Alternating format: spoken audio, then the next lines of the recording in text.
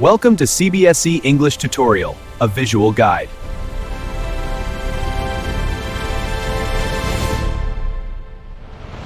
All right, everyone, let's talk about Robert Frost's A Roadside Stand. Now, if you're gearing up for exams, you know poetry questions can feel, well, a little intimidating. But today, we're going to break this poem down piece by piece, so you can walk into that exam feeling ready to tackle anything they throw at you. So here's the big question, right? You can read a poem, feel its power, and totally get it. But how do you translate that feeling into top marks? That is a completely different skill. And that's exactly what we're going to crack today. We're going to give you the tools you need to do just that. So here's our game plan. First, we'll nail down the poem's central idea. Gotta have a strong foundation. Then we'll dive into that huge city versus countryside conflict. After that, we'll get into Frost's poetic toolkit, which is absolutely crucial for scoring those analysis marks.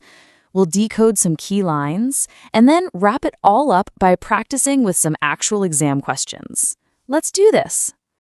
Okay, first things first. Before you can analyze a single line, you have to get a handle on what the poem is really all about. What is Frost's main point here? At its heart, A Roadside Stand is a pretty scathing social commentary. Frost is painting this absolutely heartbreaking picture of the rural poor. You've got these people full of simple hopes and dreams who get completely crushed by the cold indifference of the wealthy city folk who just drive right past them. It's a powerful poem about inequality that honestly really sticks with you.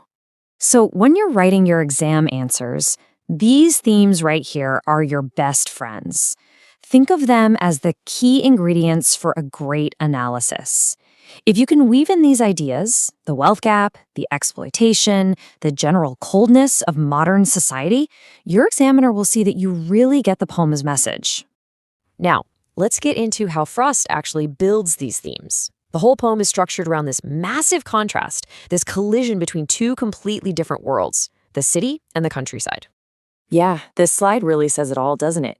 You have the polished traffic of the city. It's all about wealth, speed, and being so focused on yourself with your mind ahead that you don't have time for anyone else.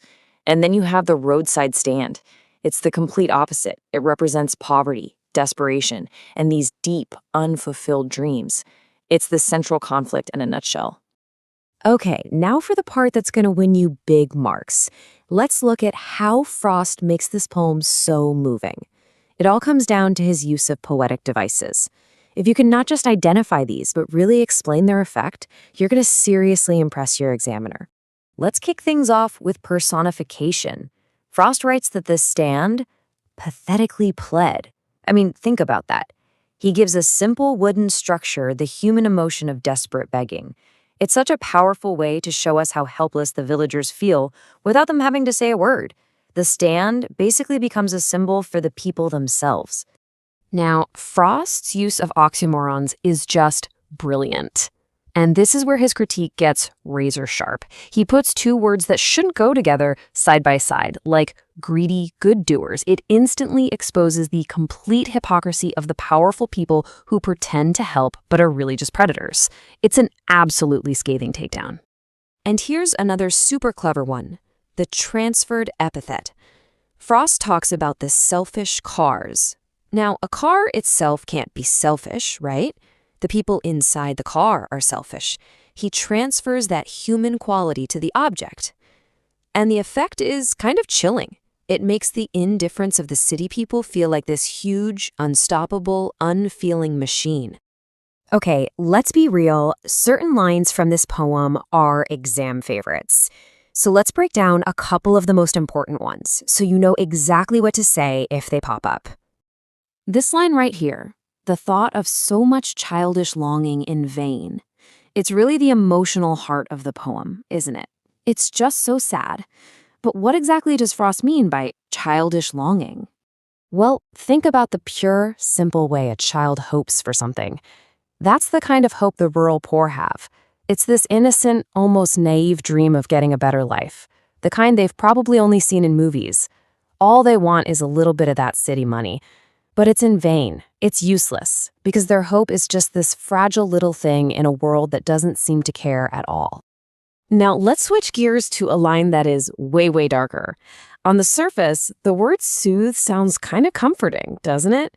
But here, it has this really sinister twist that shows the true predatory nature of those greedy good doers. So, these greedy good doers, the politicians and powerful people, are masters of manipulation.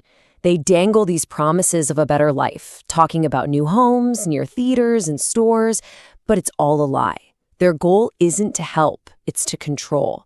They want to soothe them out of their wits, to basically lull them into a state of dependency where they can't think for themselves anymore.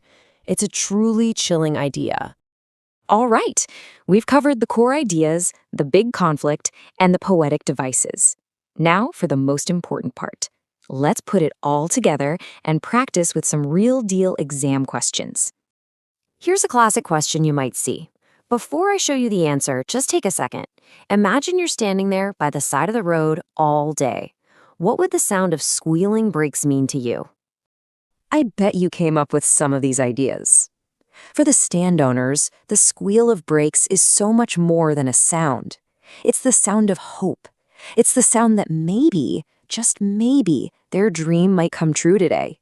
It means a car might actually stop, and they might earn some of that city money they so desperately need.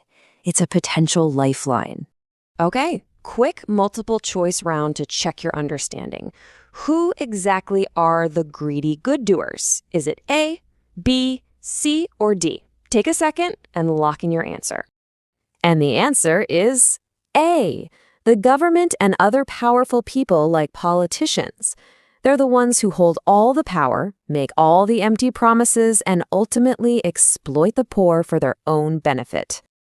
And that brings us to the end. But this poem's message really sticks with you, you know?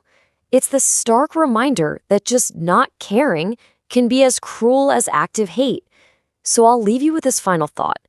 Frost wrote this decades ago, but what are the selfish cars that pass by us today?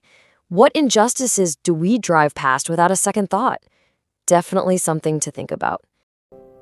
Thank you for watching. See you again in a bit.